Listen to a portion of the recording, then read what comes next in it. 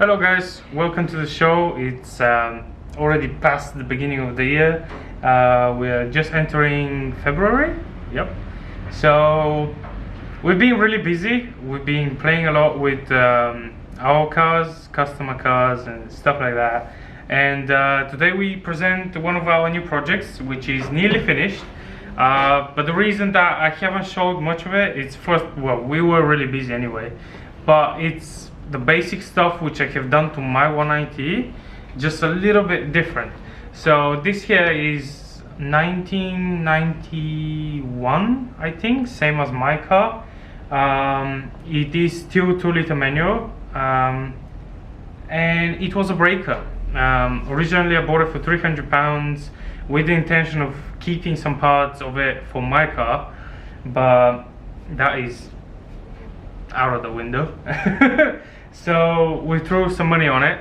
So far I have spent £150 or £140 in total to make the engine run. I bought one wheel bearing which was £13. I have reused the welded diff of my car. I am still going to be using the calipers of my car because the ones on the car were completely destroyed. I paid £16 for brake hoses for the front and the back. Your car parts, don't ask me how that happened. The engine originally, if Ali shows you, it's a 2-liter manual. It's M102. It's K-Jet engine, but it's without ABS, without AC, and without a rev limiter as well, apparently. So the car revs up to until it blows up, basically. So I will need to keep my foot off the throttle a little bit more. We're going to be adding gripstick or hydro. It's built, not bought. Yesterday I built this unit. As I said, we're running the front lowering springs / cut springs from my car. I've cut the rears as well because all the cuts are on my car still. I need to change them, but I just decided to slash those now. We're running AC water radiator, if that makes sense. So basically from a car which had AC, because the radiators are bigger. We're going to be running external fans at the front pusher, and we're going to retain the puller on the actual engine. And now that's going to wrap the fucking 2 horsepower or whatever, blah blah blah bullshit. We're just going to keep it just in case. We are going to put a E36 front bumper. I'm just going through the list of things that we have done or we're going to do until the first event. I just want to keep it really short. Like this, you can check it. I have done it on my other car. So E36 front bumper, E36 mirrors, because they're 20 quid for both of them. They're not £160 for 2 mirrors, which the genuine 190 are. We currently have only one headlight, although we're not going to need it. So if Ellie comes around the back, we have this monstrosity that a mechanic did. So basically 15,000 flexis on one pipe. So today I'm fixing this. We're just gonna connect it properly because we want it still quiet, because most of the trucks that we're gonna be going to, they have a noise limit anyway. The Sparcos are not included in the budget because they have 5 years of homologation. We're gonna be using them probably in another cars. Same for the belts. But this is the cheapest belt, cheapest harness and seat that you can buy anyway.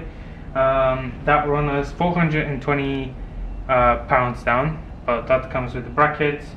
Only doesn't come with the mounting hardware, so bear that in mind when you order it from Demon Tweaks. That's the only problem I had with the whole thing. So amazing seat, it fits really nice. We have a cheap sort of a steering wheel thing bin, or it came from the bin or whatever. We have a BMW knob with the original shifter. Don't ask, it didn't have the knob, right? So we just fitted this one. That seat is not even bolted on, that's gonna be gone. There's another seat at the back that's gonna be gone. Seat harnesses are mounted to the original locations. We made a drift wing. I still need to trim a few pieces of it. These are our first sponsors. Well, they've been sponsors to pretty much any build and any video that we see. It's just I haven't mentioned them too much. This is Alex and his dad. They're helping me by giving me space to work on for the projects, basically. The C124 is sitting in their unit at the moment without a head because that blew a head gasket. So yeah, we have 3D printed some parts for the car just so we don't waste money on buying the original parts. As example, the button at the back, the shifter thing over there, that works. And that's it. That's pretty much it. I'm gonna start fixing some other things. Welded diff is already at the back. I'm gonna adjust the camber at the front and the back a little bit. I'm gonna push a little bit more negative camber out so it will help us with steering.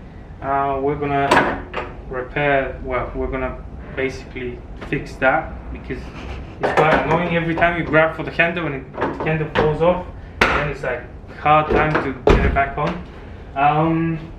So yeah, a bit more welding, a bit more fine tuning and whatever, and we're gonna be ready for our first drift day, which is gonna be on 20th of February on Stand Lake Arena.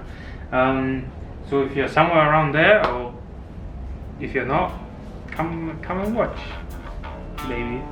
So yeah, let's crack on.